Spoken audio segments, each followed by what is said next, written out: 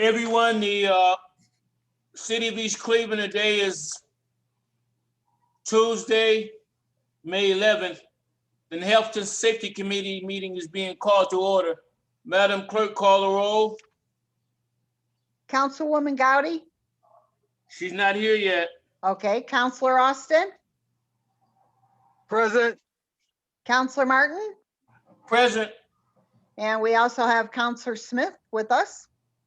Glad to have you, Brother Smith. How are you? All right, thank you for having me, Councilman. All right. And we now have the Finance Director is on board. Hello, Finance Director. Hey, Tracy, how's it going? Good. Okay, Councilor, you can start. Okay, we're going to go right down the agenda. Remarks of the public on any of the agenda items. Well, I don't see anyone, anybody from the public here at this point. So, Madam Clerk, we're going to move on to the police department updates from Chief of Police Scott Gardner. Go ahead. Okay, Chief, I'm opening your tab. There's your tab. Let me know when you want me to move things around for you. Oh, okay, thank you. You're welcome. So I just wanted to briefly talk about the Ohio Collaborative Unit. I've mentioned it a couple of times. Right now, it is a voluntary commitment by police departments. The initiative was started by the previous governor in attempts to basically bring a community-based idea for policing. So it's actually a community and government quasi that come together and basically develop standards for police departments. So what I have currently in front of me, and I think it's page 54, Madam Clerk, if you want to, I don't know if you can advance that far. I just provided everything for council.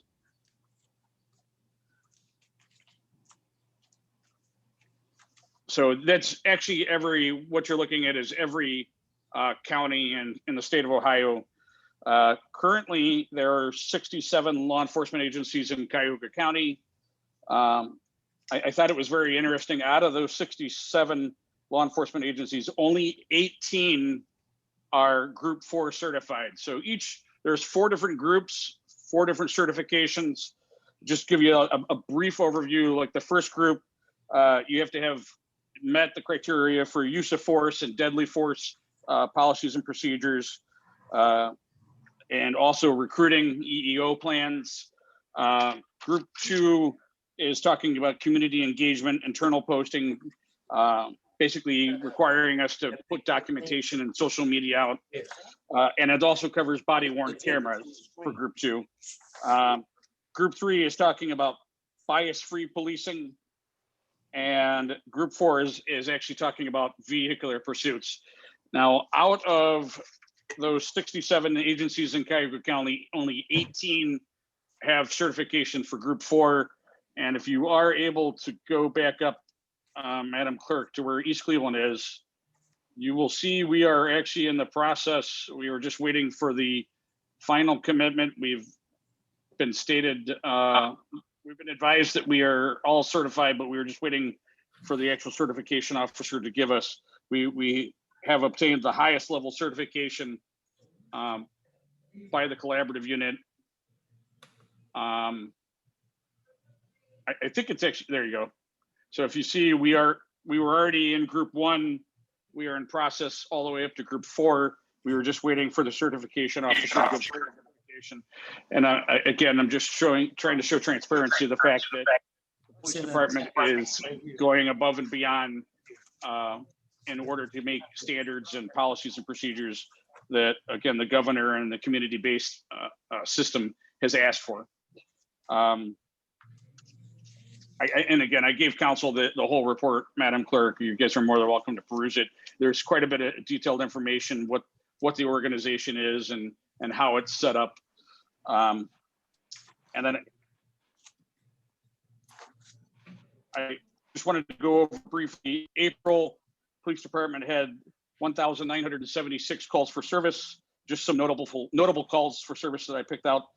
We responded to 39 shots fired calls, 101 alarm calls, 18 assault calls, 43 motor vehicle accident calls, 7 felonious assault calls, 2 homicides. Both those homicides have already been solved. We had 15 pursuits, and we had, and I don't mean to steal the councilman's thunder, we had 3 gun buybacks. All right. So I just briefly, I was hoping to give these stats every month, essentially to give a little more transparency to what your police department is doing. So the Councilman Martin and I had a pretty good discussion yesterday relative to body cameras. We are in the process of attempting to look for other avenues of body cameras. There is a system that we are currently looking at that I provided to Councilman Martin. It's called Body Worn. And this body camera is actually fashioned into the vests of the officer so that it can't fall off, it can't become dislodged. And there's all sorts of activities. It's actually self-activating. So when they respond to a call, it actually is GPS based. It's actually on a cellular technology. It's actually constantly transmitting to GPS and into the cloud. So as soon as they are responding to calls, once they get within a half mile of the call, it actually self-activates. There are also other things that will trip. If an officer pulls his firearm out of his holster, the body camera automatically activates. There are several other things. In pursuits, anytime that the officer puts his lights and sirens on, it automatically activates. And obviously the officer can manually activate it as needed as well. It is slightly cheaper than Axon, and I don't want to give the finance director any heart attacks. It's $325,000 for 5-year commitment. So we are actively pursuing at this point grants to try to subsidize that. The current governor actually has several body camera grants out there. We're hoping that we're able to lock in some of those funds in order to get that rolling. Again, we are also looking into the Star Chase technology, which I introduced on the last Health and Safety Committee meeting. The Star Chase technology is the GPS device that's actually launched from police car to a vehicle that we are in pursuit with. That GPS technology actually activates so that we can actually back off and still track the vehicle and hopefully make an arrest. So I believe that is my presentation for the evening. I appreciate your time, unless council or anyone else has any questions for me. Yeah, I wanted you to, currently our East Cleveland Police, what kind of body cam do we have currently? We currently operate on a system called Intrinsic, and their body cameras are GoPro systems. And again, it's not anything specifically wrong with the system. I mean, there's just a lot of small issues. I mean, we've encountered a lot of issues just recently with the officer-involved shootings that occurred. It's just, unfortunately, it's just a system. When an officer is under high stress, we can't count on them to be productive. So again, we're looking at other avenues to attempt to alleviate that when the officer is in a highly stressful situation, where we have body cameras that actually will activate on their own. So that's the avenue that we're attempting. Okay, do we, have we had, I know the mayor and the administration's been out because of the COVID situation, but do we have their collaboration and cooperation to go after some of that technology money that the governor announced a month ago, the $13 million that's available for police departments? I don't foresee any issues. I mean, obviously I can't speak for the mayor, but I mean, especially when we're hopefully be able to pay for the system off of grants, I don't think that there's going to be any issue with the mayor's office relative to that. Okay, and just for the record, repeat so everyone can hear, how many runs did we have total in the month of April? How many, I'm sorry? How many, your statistics on the April, I guess everything that police officers do, the chases, the gunshots, the calls, you gave a number, right? Was it 300 or something? No, it was 1,976 calls for service. 1,976 calls for service? Yes, sir. Okay. Chief, can you let us know next month? Have we gone after and put in a, hopefully with the mayor's cooperation, put in to get some of this money for, I think you feel comfortable with the Exxon body cameras? Is that the one you feel more comfortable with? But I feel comfortable with this body worn. It's called body worn. Body worn? Okay, Exxon is actually even more expensive than the body worn. But this body worn actually has a lot more technology than Exxon. Like all of those self-activating things that I went over, Exxon actually did not do. This system actually will self-activate. So I feel highly confident that this is probably a better solution other than the Exxon. okay, well, that sounds encouraging. My colleagues, Smith, Austin, and Gowdy, you got any questions for the chief? Oh, yes. Go ahead, Gowdy. I wonder about the Tamia Chapman law. We passed that law, and I would like if you, if the mayor, you, and Willie Hemmings will get with Dawson, Judge Dawson, to make sure that this law stick, because there's a lot of chasing, a lot of killing, and a lot of violations is happening in our city, and we need to come on common grounds to bring this thing together. Because when you're breaking the law, and the law already had passed, we know better than the people that is breaking the law. So we have to come together and make sure that this chasing will stop throughout the city. Thank you. Councilman Austin? I want to answer. Is she finished? I'll come back to you. Councilman Austin, any questions for Chief Scott Gardner? Well, I do want to, not so much a question, but I do want to make a few statements. Okay, Chief Gardner, thank you very much for your willingness to put, respectfully, justice, service, and the peace for the citizens that are not breaking the law. I had a call from some reporter today asking me about the chases in the city of East Cleveland. And I asked that reporter, I said, now, if you were in the trunk of one of these cars that have, ran a red light or passed through a stop sign, do you want the police to pull that vehicle over? He said, yes. And he said, I let him know that some of the chase that we're talking about, they going 35 miles an hour, just not stopping, waiting for them to get into what they believe to be another jurisdiction so that the police can, cease to stop making efforts in preventing them from creating more crime and or injuring more of our residents. And I also let them know that a lot of these, slow-paced chases have resulted in, the recovery of a whole bunch of weapons. And Chief, if you could be so kind as to give us some of the types of weapons that you've recovered as a result of doing what you are getting paid to do, to be the Chief of Police of East Cleveland and reducing the number of instances of crime in our streets.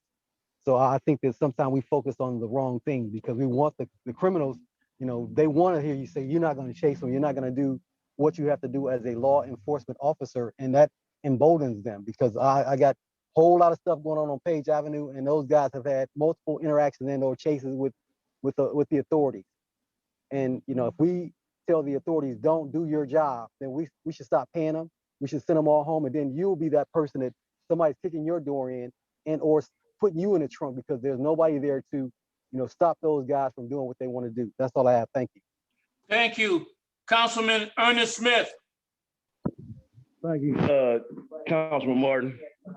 I just want to thank Chief for his transparency and due diligence. I also want to remind my colleagues and remind the people that the well-efforted legislation of the Tamia Chapman law didn't, if my memory serves me correct, I know Madam Law Director is on the line, that day, those pieces of legislation didn't go through the proper policy and procedure. Let's not forget that. If I'm incorrect, I please beg of the law director to correct me. But if I'm not mistaken, those pieces of legislation didn't go through the proper channels. So let's not forget that, because I really wanted to vote on that piece of legislation, but I couldn't in my heart because I knew that it didn't follow the proper policy and procedure. So let's Rule not. 8. Who is that? Who is that speaking? That was the law director. May I be recognized? Yes, you may, Willie Hold Hemmons. on. As soon as I Wait a finish. minute. Okay. Okay, go ahead, Ernest. I didn't want to cut you off. And once Ernest finish his comments, then Willie Hemmons, you can jump in. Go ahead. Thank you. I was just about to get to that. I was just about to state that it was Rule 8 that was not followed, and thank you. I yield to the law director. Thank you for your comments, Mr. Smith and Mr. Austin. Willard? No, that was all that I was just going to say. I was Okay. just going to identify the rule. All right, thank you, Willie Hemmons. Now we got one more comment from Councilwoman Juanita Gotti, then we're gonna move on to the fire. Go ahead. Yes, everything passed correctly. You just choose not to vote on that, you in Austin. It passed, and then the 30-day period went by, and that law actually exists. If you want to recognize it or not, that law exists today. So we want you to follow the law according to the rules 8. Rule 8 has passed. Tamia Chapman law is effective today. So we need you to step up for the citizens, for the safety of the people, to follow the law. Willie Hemmons? No, I'm not. Disrespect. You have actually been not following the law for a long time. So you've been breaking the law for a long time. So for you to even step up to say something like that is disrespectful to our city. It is so disrespectful. So I'm just saying to Ernest Smith, you choose not to rule on it, to vote on it, and Austin choose not to vote on it. That's your own personal issue. Councilman Martin. Yes. That's your own personal I issue. can't control what Respond, you're saying. please. That's your own personal issue. Okay, I would like for us, It took 3 votes and it May I passed. respond for 30 It took seconds, the 30-day period and it Okay. passed. All right. So the law stands today if you like it or not. Nobody is going to Thank change you. the law the way you feel. Thank you. Thank you. okay, Thank you, Smith, Councilman Martin. May I- Smith, you got 60 seconds, Brother Smith, so we can move on, because there's another meeting coming right behind mine, so I'm trying to move the agenda. Go ahead, Ernest Smith, Thank you. Councilman.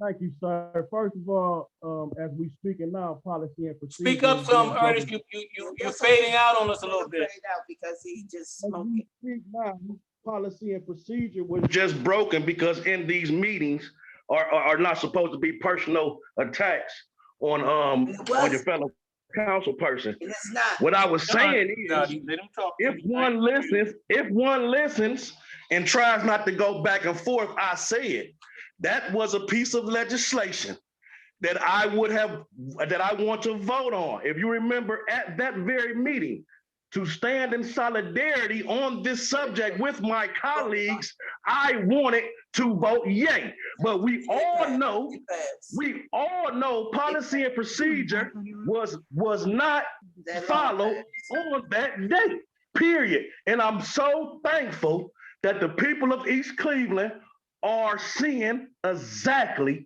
what's going on. So again, I would have loved to vote yay on that piece of legislation to stand in solidarity with the family of Tamia Chapman and my colleagues on this subject. But because of self-serving reasons and self-serving actions, Rule 8 was broken, and I refuse to vote on anything that didn't go through policy and procedure because I represent the health, rights, and needs of the people, the health interest, rights, and needs of the people. Thank you, Councilman Martin. Thank you, Scott Gardner. Are you still there? Yes, Councilman, yes. Okay, we're meeting with people to see if we can transition some of our high school students who are graduating to get on the police department.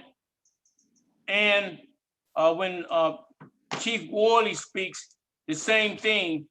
Do we have anything in place right now to help our kids, like work in the police department, work with dispatch, and then transition to if we have those who want to be police officers? Do we have anything going on with the police department from your perspective? Yes, Councilman, outstanding, and I very much appreciate you reminding me. We actually had a meeting. I actually am in the process of attempting to put an actual job on, it's called public service representative, and that will from 18 to 21. So essentially, when those students are graduated from Shaw Police Academy, they would be able to come in and work as police or as clerks, essentially taking reports and such while they are 18 to 21. And then once they turn 21, they will be eligible to go to the police academy. And again, it's a perfect solution because it's all children that attend Shaw High School. It's all young adults that live in this community. So it gives them the opportunity to come in and be employed through the police department. So I very much appreciate you bringing that up.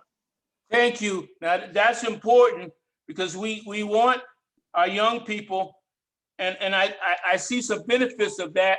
They live in the city, and number two, those who are not going to college, being a police officer could be a good paying job. And where we lose a lot of our officers who are here 5 or 6 years and they go to other police departments because they make a little bit more money, we can maybe count on them to be involved a little bit longer. So I encourage you with that program and update us every month on how that's going, okay? I will do. Thank you, Council. Thank you. Now we're gonna move to fire. Is David Worley? Did you ask Victoria about the law? They have it passed. You can, hold on. Is David Worley here? Okay. Yes, sir. Hi, sir, how are you this evening? I can't complain. Okay, before you get started, Gowdy had one more question. Go ahead, Gowdy. Victoria and Tracy, the Tamia Chapman law Madam President, Madam Clerk, have it passed? Tracy or Victoria, has the Tamia Chapman law passed? Did the council pass that? I don't remember. Let us know. I know it have, but I just wanted them to confirm it. Hello? Yeah, I don't have the stuff in front of me, Counselor Gowdy, but we'll get back to you on that. Right. Okay, because I know that it passed, but I think that one, it did. Well, The 3 votes, okay. yeah, 3 votes. It was me. but we have to look and see if it was right, but we got to make Mark. sure. Yeah, but I'm not sure if that's one of the pieces that was vetoed by the mayor or not. We have No, to that look back. wasn't. It wasn't even vetoed, so it did Okay. pass. Okay. All right, Tracy and Victoria, would you check it out and check out the point that my colleague Smith made?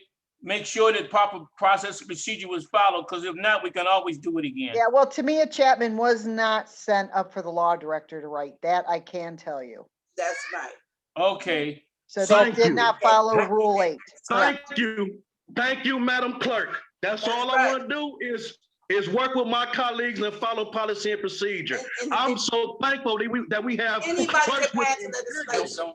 I'm so thankful that we have clerks with integrity You can write legislation. That's and all right. really want to serve the health, interest, rights, and needs of the people. That's All we okay. have to do is do it over.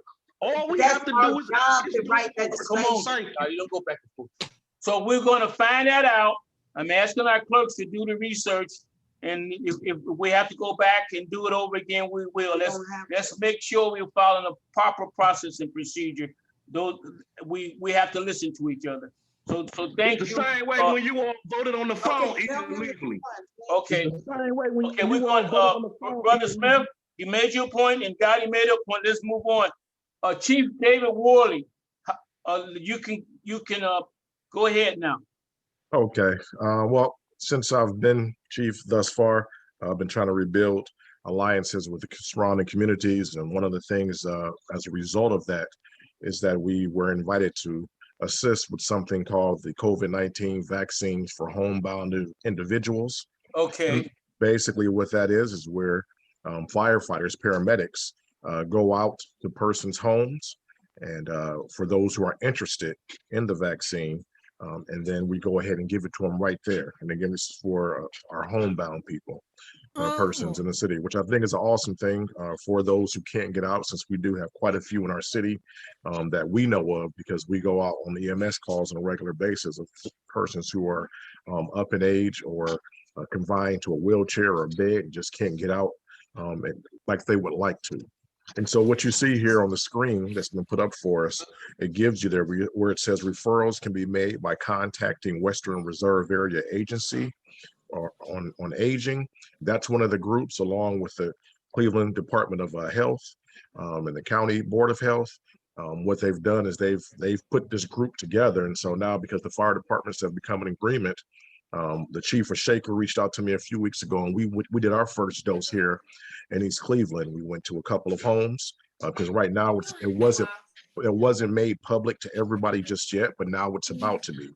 And so I would like for all the council members who are here to see this information, so you can possibly reach out to your constituents and let them know that this is something available to them.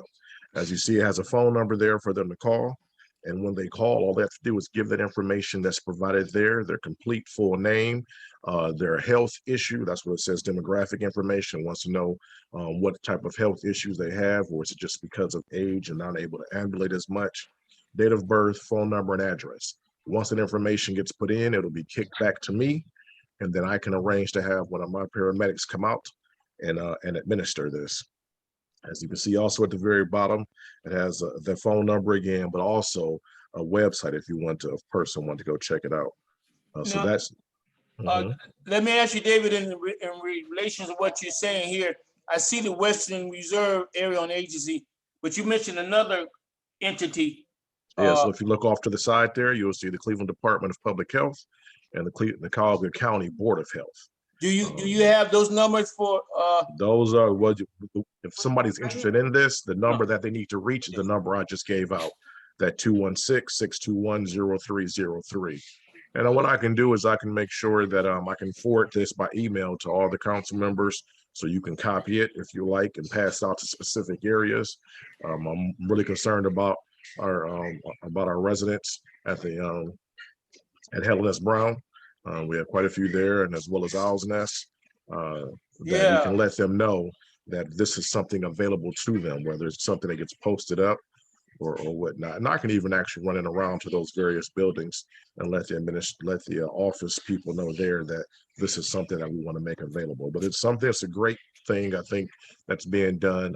We're hoping that we can help get the rest of the people throughout Collier County vaccinated, so we can have our entire county vaccinated. And this is another means that we can use to accomplish this thing here. Well, that's excellent.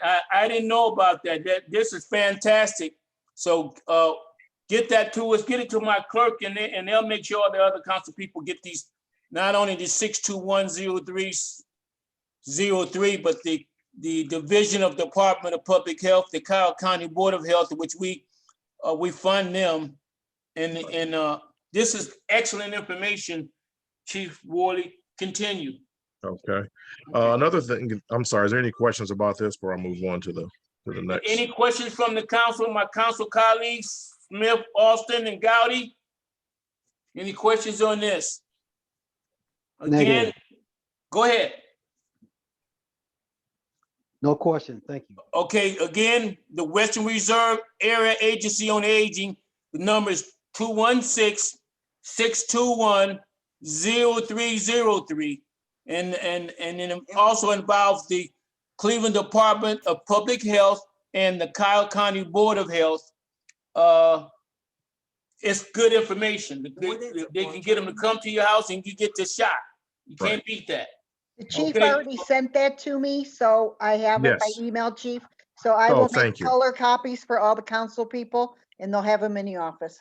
Excellent. And like I Thank said, you. tomorrow, this week, I'll go around to the various high rises myself and make sure that they have this is something they have posted up, because we want everybody to be able to have this opportunity for those who aren't able to make it to a doctor or to one of the stores.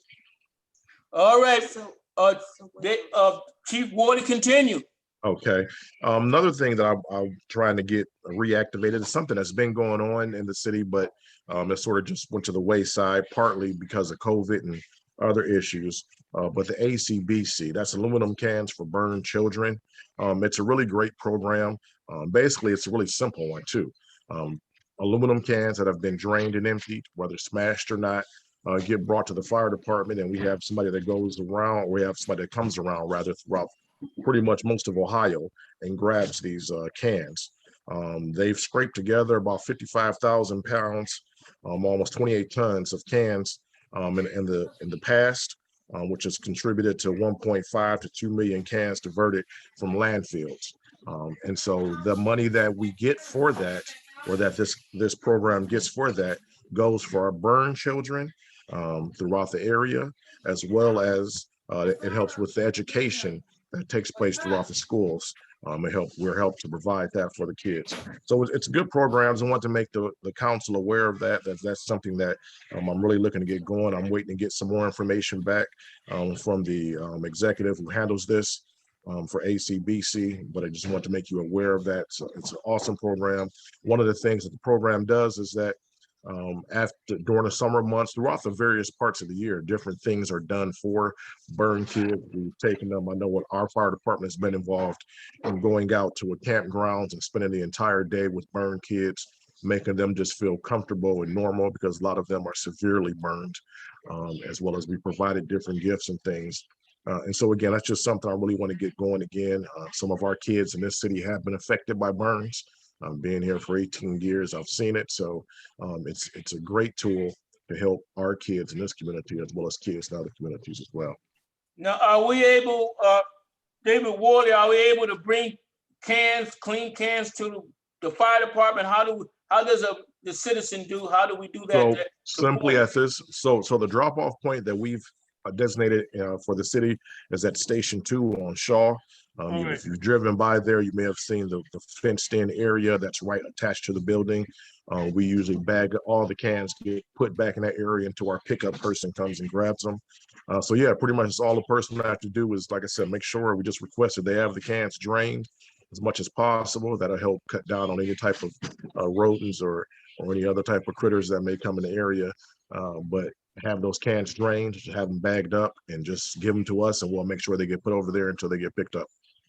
Thank you. My colleagues, Austin, Smith, and Gowdy, any questions about this program? Okay, this program, you said that it's, how long this program been effective? When did it start? 30 years. 30 years. 30 years? And we just now, I mean, we really didn't get no update of knowing about this program. That's why I'm saying that. I know previous council in the past, like I said, I know since I've been here in the past, it's been brought because we get persons who drop off cans to us. But I wasn't sure if this council was aware of it. And so that's why I'm bringing it to your attention. Like I said, 30 years ago, it was started by firefighters, fire chiefs, and their unions, as well as Metro Health Hospital, their burn center, because that's our main burn center here in Cleveland, Ohio. And they're very good at Metro Health with the burn, with that unit rather. So, but all the cans go towards that. Okay, because that's a good program, but throughout the years I've been here in the city of East Cleveland, this is the first time I ever heard of this program. But if it's existed and it existed now, I really thank you for the program, because now we know what to do with these cans. But is there anything that you can give to people that comes, you know? Yes, ma'am. So I'm working on getting some more literature. Like I said, from the executive, I put an email out to her earlier today. So I expect to hear from her tomorrow. If not, I'll give her a call myself personally if I don't hear from her email. Just because she said whatever we need, We had a meeting with a chiefs meeting a few weeks ago, where all the chiefs in the area came together, and she was there. And so when I heard it, like I said, being the new chief, I was like, it would be something good to get reactivated back in our city again. Okay, I see phone numbers, but I don't have direct names of the people who help sponsoring this. All right, so the ACBC is different from what you see on the screen. What you see on the screen is for COVID-19 vaccines for homebound individuals. There are no names for you to call. There's a number to call, and for the person who wants the vaccine, all they have to do is call that number, give the information that's required, and we'll do the rest. Okay, my colleagues, Austin, and any questions on this particular program for Chief David Worley? Thank you, Martin. I have no questions. Again, want to say thank you, Chief Worley, for your commitment to the city of East Cleveland and your dedication to the people. Thank you. Okay. No problem, sir. Councilman Austin? Yes, sir. Thank you, Councilor Martin. Okay. Chief, I just want to say again, continue to refresh and refine those things that are good for our city and those that pass through it. Your initiatives have been phenomenal so far. Looking forward to more of it. Thank you and take care. Yes, sir. All right. Chief David Worley, continue. Okay, my last piece I have is something Councilman Martin already brought up concerning the education of our kids. Shaw High School was the first high school in the area to put together a fire cadet program. And it's actually, it's a well-established program, but it went to the wayside. And Councilman Martin and myself and the principal of Shaw High School had a meeting this past week with Captain Lundy, and we addressed some things. So this is more so just an update for Councilman Martin. One of the pieces that we needed was to find instructors. So I've already have 2 people who have committed and willing, told me, they've given me their word that they would be willing to run the program to firefighters. One's a current firefighter. He used to work here from East Cleveland. He actually was a Shaw High School cadet graduate. He now works for the city of Garfield Fire. But he started off in East Cleveland first, and he's committed. He's been part of the teaching process before at the city of Warrensville, but he left that. But he said he's willing to come to East Cleveland to help get the program going, as well as a former firefighter with the city of East Cleveland who, due to injury, is the only reason he's not a firefighter anymore. So that's one portion, Councilman Martin, that we've put together. We do have a long road to go for a moment, and I'll have to talk to you and the principal and the school board because it is going to be a financial thing that's going to come up too. But I'm still putting together some more information. I've been given contact information to the people at Tri-C and who exactly to talk to. Been talking to the Vanguards of Cleveland. They're a black organization, Black Firefighters Organization for the city of Cleveland. And they've pointed me in the right direction as well, and was willing to offer support. But just let you know, the ball is rolling, and my goal is to see if we can't get it done by the start of the school year. Definitely is something in 2022 we can have off and running perfectly the way it should be. I want to thank you, David Worley. I have to give it to you. You acted it quickly, and it's important because, as you know, what we were saying is we got to involve our young people to transition in, because everybody's not going to college. So a fire position is a solid, good paying job, and a police position is a solid, decent paying job. So thank you. We're trying to do what we can, and I thank you from the bottom of my heart for you moving on that. So when we meet again next month, we'll be able to share that. And it's a win-win situation for our kids. And thank you very much, David Worley. My colleagues, are there any other questions for David Worley? Brother Austin, Brother Smith, and Sister Gowdy. Any more questions? I just want to thank you for all the work that you have been doing in the city of East Cleveland. How long you been a firefighter for East Cleveland? 18 years. 18 years. Mm-hmm. Okay. And this is how many programs you've been having out of the 18 years? I'm sorry, say that one more time. How many programs did you have out the 18 years? How many programs like the ones I'm talking to you about? Yes. Well, like I said, the ACBC, we have been part of that one before. Like I said, the shift I was on, we sent a group of guys to go hang with our burn children, and that. But as far as anything else, I know when the cadet program was up and running, I often went up and talked to the instructor that was there. He came to me for feedback, things that could be done to help get some of our kids motivated and help steer them in the right direction. Other programs that I've been part of in the city since I've been here is the playground that's in Lower Valley and the playground behind the Civic. I was part of that from beginning to end of that project. So pretty much whatever is needed to be done, I've always been willing to. Yeah, what was that project about? Which one is that, man? Behind the Civic Center and the Oh, well, I don't know if you remember, several years ago, there was nothing back there for our kids to have. But several years ago, Home Depot had a program. Yeah, I remember. And what they did was they built playgrounds. And so, but what they would do is they provided all the tools that we needed. And so basically it was just a volunteer basis. And we would go up there for those who had the time to give and assist in putting the sand inside the sand pit, putting the swings and things up that were there. So that was just something that we did. It was a cool project. I would love to see more of those come back. I have to investigate and see if Home Depot or anybody is doing any more projects like that. Okay, and that's been how long? Oh, wow. That was probably about a good 12 years ago, maybe, that we did that. Okay, we need to bring a lot of these programs back, and I really thank you because it's necessary for our children to get off the streets and stuff and have something to do. You know, playgrounds is where you know you can play. You know, and Yeah, no, I agree. I see them playing in the streets with basketballs and all that stuff all the time. Right. I was like, oh my God. So yeah, I really want to thank you, and I'm looking forward to hearing more of the ideas and. Well, one of the things I do want you to know, as the other council members, that when you know of kids who you feel are kids that could just need a little nudging, or that they could, if they just get put on the right track, they can be redirected.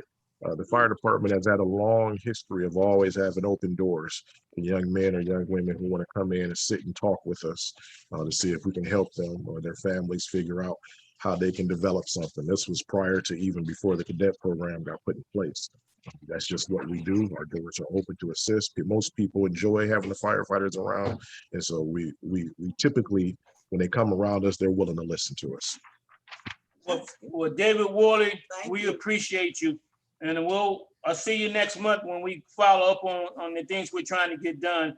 We can't do it by ourselves. Just we're cooperating and collaborating to do this. So thank you again. I want to thank you, Council. Thank you. I want to add for my colleagues that we had a few more guns turned in, but I want to get a flyer to you guys. I'd like for you to get the flyer from our clerks. I think if you get these out, we'll get even more guns turned in. So help us with that. But we got 3 turned in within the last week or two. So it's getting better. I was out 2 weeks ago and I passed out some flyers in a building. So I think the marketing is working to some extent, but if I can get the help of Juanita Gowdy, Tim Austin, Ernest Smith, and Corrine Stevenson, we'll get even more guns off the street. When they're off the street, it's a win-win situation for everybody. And lastly, in closing, I just want to say this, let's keep working together. We'll work out the things that we're not sure about. And we care for our police officers, we care for our firefighters. And I can't think of the 27 years I've been on council, a time that we didn't pass anything that benefited the police and benefited the fire. So we are working together. If you listen to all the calls that Scott Gardner talked about, that's why we have a lot of people come here and work and they get great experience and then they move on where they can make more money. So I think we have a positive for the most part with our police and with our fire. And I thank you guys putting your life on the line and protecting and serving. Without any further ado, if no one else has anything to say, I'm going to adjourn this meeting so we get ready for the next meeting at 6:30. There's no meeting at 6:30 and you do have remarks from the public. Okay, let's have remarks from the public. Thank you, Clerk, Madam Clerk. Any remarks from the public? Good evening, Council. Kelvin Irby, 14802 Elm Avenue. Go ahead, Calvin. Go ahead. You have the floor. I want to thank Fire Chief to the utmost, mad respect, and all the programs for the kids. Being a former fireman, when I came to the city of East Cleveland, when I first started, we had a lot of great programs for the kids. So my hat's off to you for all the positive work for the kids, and you guys keep up the great work. Martin, my question is directed for you to give to Ms. Okay. Gowdy. Ms. Gowdy, did you get a phone number from Mr. Martin for me? No. Well, did you ask me for it? What I phone number? don't, she doesn't remember. Go ahead, What Irby. number? What number you talking about? My phone number, my home phone number. I need Ms. Gowdy to please call me. Oh, okay. You want me to give her the number? Yes, please. I don't Yes. have it on me. I have it at the house. Okay. Unless you want to say it over the air, she can get it I have right no problem now. with that. Okay, give it to us. Give it to us. 216 280 280 8381. 8381. And Scotty will call you this evening. Okay. Thank you so much. Thank you, Irby, and thanks for being involved and thanks for being engaged. Thank you. Okay. Thank you, Mr. Irby. Hey, why don't you stop by the station? We can talk a little bit about some about possibly some ideas you may even have that we could reinstate 100%. again. Just give me a call at the station, 681-2413. 2413. Okay, we'll do. Yes, sir. Okay, are there any other comments from my colleagues? Tim Austin, Ernest Smith, Juanita Gowdy.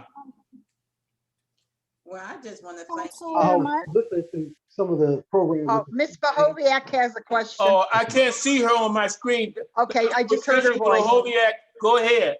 I can't see you on my screen. I just have a question. Now that the students down to age 12 can be vaccinated for COVID, is the city doing anything to try to work with the 12 years or on up young people to get them vaccinated? Chief Gardner, Chief Worley, can you answer that? I can't answer that question. At this moment, the only thing that I know that we're trying to really get is for those who are homebound, and with that's the big concern because they can't get out and get it. As far as any children who are eligible to get it, at that point it would be up to the parents, I guess. But if there is any programs that become available, I'll definitely reach out to all council and let them know. But at this moment, I don't know if anything is being done for the kids. I know that in some places the school districts are doing it in cooperation. That is true. I have heard that. So I'm not really sure. Possibly that's something we could check with the school board and find out if that's something that they're trying to set up as well. Thank you. Thank you. Any other questions? Okay, well, it's almost 6:30. Councilor Martin. You go ahead, Austin. Yes, I heard Chief Worley naming a lot of the programs that the fire department has been involved in. And I believe this fire department was doing some boarding up of some houses. I want to know if that's something that's still on the table, and if there is an area that needs to be addressed, how do you get those things addressed? I'm trying to hear because Well, y'all helping with board ups. I think that there was a mention that y'all were getting some vehicles. So in the event that when you go out and do your assessments, that you would actually be a part of the solution for boarding up some of these vacant and abandoned properties. Is that still right? Or so the way it was explained to me, the main thing with the board ups when we get involved, would be, especially on the weekends. If there was a fire or something, then our guys would, instead of waiting for the service department to come on Monday, our guys would be able to have access to tools and wood to be able to board up. As far as boarding up houses outside of that, nothing has been brought to me about that, so I can't speak on it yet. But again, that's something right now. I thought that was something service and housing would deal with. Yes, yes, Chief Worley. The service department is responsive to those requests. Willa Hemmons, Yes. you have any, I know your name, you came up about 5 minutes ago and I might have skipped over you. Anything else you need to say while you have the floor? No, I was just saying that the board ups are done by the service department. So Antonio Marshall would be the person to contact for any concerns regarding board ups. Thank you I very did much. remember- Yeah, I did remember somebody mentioned that the fire department would be doing that. I didn't know it was on an emergency basis after a fire. So that's kind of cool. Well, thank you very much. And that was my question. Okay, that covers our agenda for this evening. I want to thank everybody for their participation and thank our fire department and thank our police department for helping to keep us protected. At this point, Madam Clerk, I'm adjourning the meeting. All right, your next meeting will be Tuesday, June 8th, by the way. Okay, Thank you, council. and thank you. Thank you. Okay, you want the time, What do you say, Tracy? the time of adjournment? 6:21. The meeting's adjourned at 6:21. You know, I have an old saying, if you get a meeting in an hour, you have a good meeting. So we got it within an hour. Mhm. So thank you all, guys, and this meeting is adjourned. Health and Safety Committee meeting for May 11th is adjourned. Thank you, guys. Thank you very much. Thank Thank you. you. Excellent meeting. Y'all have a Excellent good meeting, night. Councilman Have Martin. a good night. Good night.